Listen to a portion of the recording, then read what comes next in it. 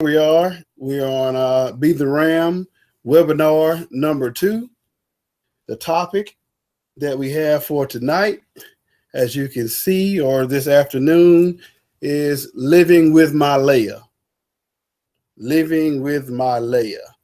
So if you could share the broadcast, I'll do the same.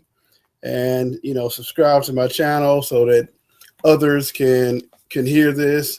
I'm assuming that since there were so many things that were in the way that, maybe something's going to happen that's going to help somebody out today. So, we'll start off with a prayer like always. God, thank you for this preaching and teaching opportunity. Thank you for this webinar community, this live Be the Ram just topic that you've given me. I ask you just to bless my soul, bless the people who watch this webinar. Ask you to forgive us for our sins, clear anything from our minds that may hinder us and hinder this word from going through. Get rid of all distractions. Don't focus so much on the messenger, but the message. Just give us a good Bible study seminar here so that we can go out and change nations in your name. Amen. So our topic today on Be the Ram webinar number 2 is it really possible to change your life in just a few minutes? Is living with Leah. No, pessimist. I think Now, I'd like to start off by saying exactly what Be the Ram means. And if this is your first time viewing it, Be the Ram is a spinoff of, the ram in the bush. If you think about Abraham and Isaac, when Abraham went to the mountain and he took Isaac with him, Isaac, he asked, hey, where's the sacrifice? Because he knew when you go up, something had to be offered up. So he was kind of wondering, like, hey, Dad, where's the sacrifice? Because it's just me and you. So, what Abraham told him is that God will provide. So God's going to give us a sacrifice. Now, Abraham already knew that, he was at that point that Isaac was the sacrifice, but Isaac didn't know that. So I just really wonder if Isaac really knew that he was the sacrifice, how willing he would be to go up that mountain. Well, so, you know the story. He gets to the top of the mountain, and just before he's about to stab him with the knife and let him be the sacrifice, there was a ram in the bush. And that ram in that bush is what saved his life. That's what saved Isaac's life. So when we're saying here that be the ram, is we're saying, what can we do to be that ram in the bush for somebody else, whether it's, like I said, a financial ram, whether it's a spiritual ram, whether it's an emotional ram. It really doesn't matter what type of ram that you're trying to be, as long as that you are that ram in the bush for somebody. So today's topic is living with your Leah, or your Leah, however however it is that you want to, describe it or pronounce it. But when we talk about Leah is Jacob's wife.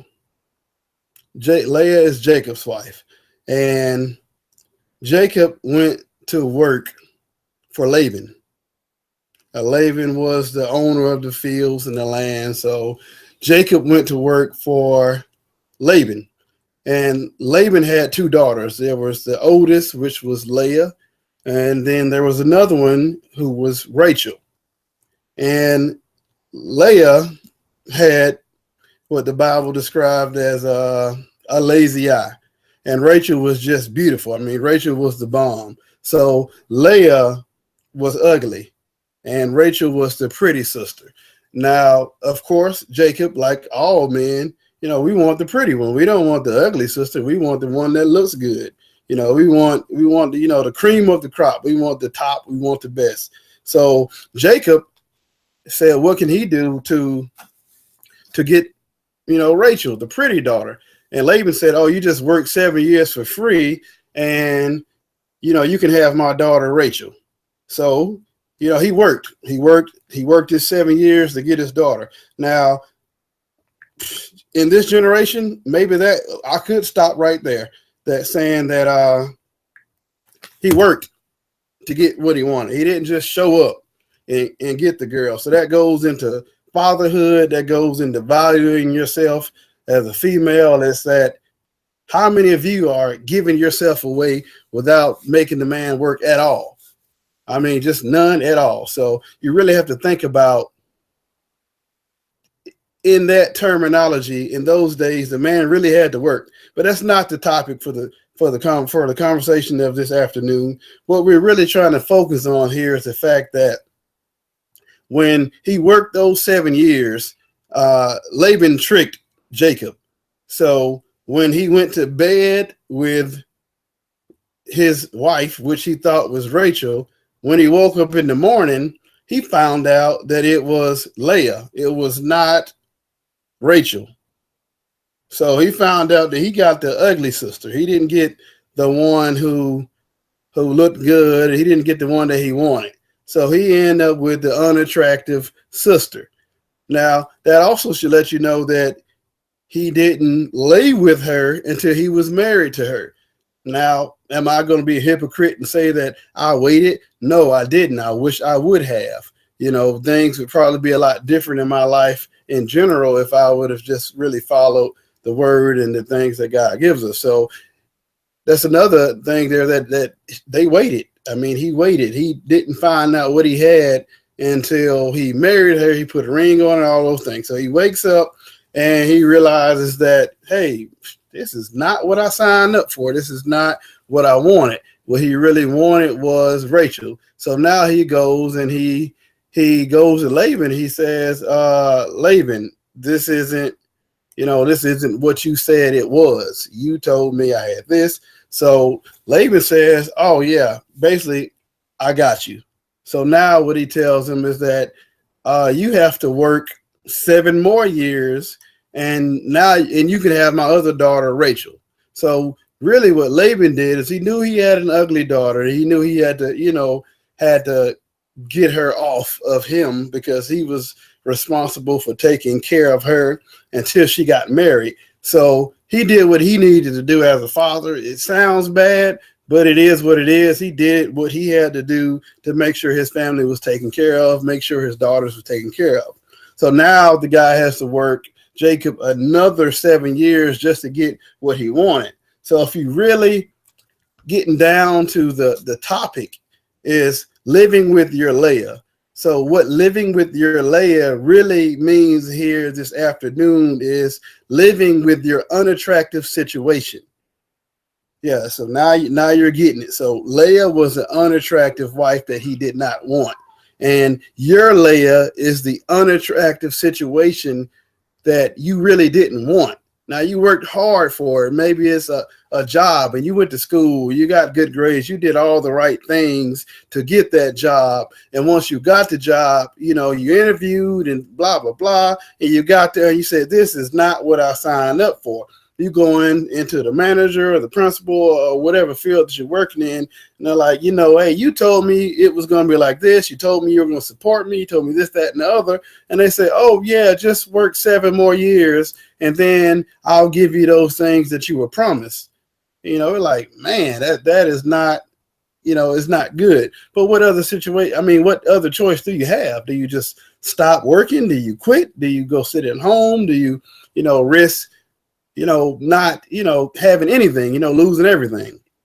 It could be marriage. It could be that, hey, I decide that this is the woman or this is the man that I'm going to be with. I'm going to give my all. I'm going to do my best. And this marriage thing isn't necessarily what I thought it was going to be. This is, you told me that once we got married, we're going to walk and skip and hold hands, and, you would stop going out at night, and, you wouldn't raise your voice at me because now I'm important to you. And it's just not what you thought it would. It could be, it could be a loan or a vehicle. It could be No, anything, any situation that's unattractive to you, that's basically you kind of got not necessarily fooled into the situation, but you got put in a situation that's not what you thought it would be because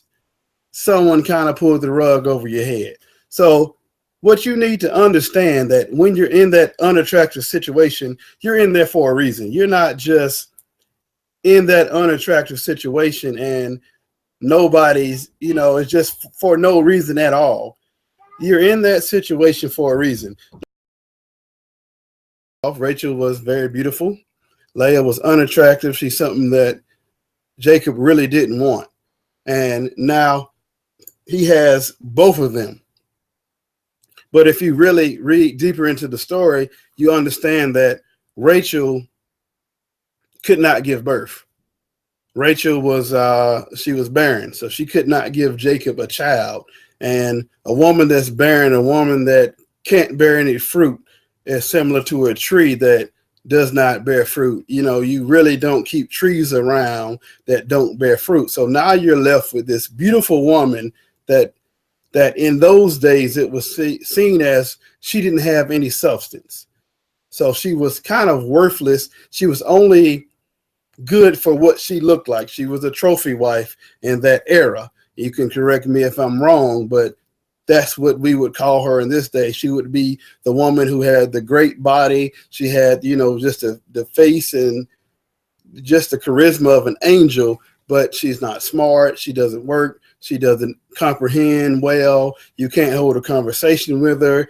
She's not really a helpmeet. The only thing she does is help you look good on a surface level.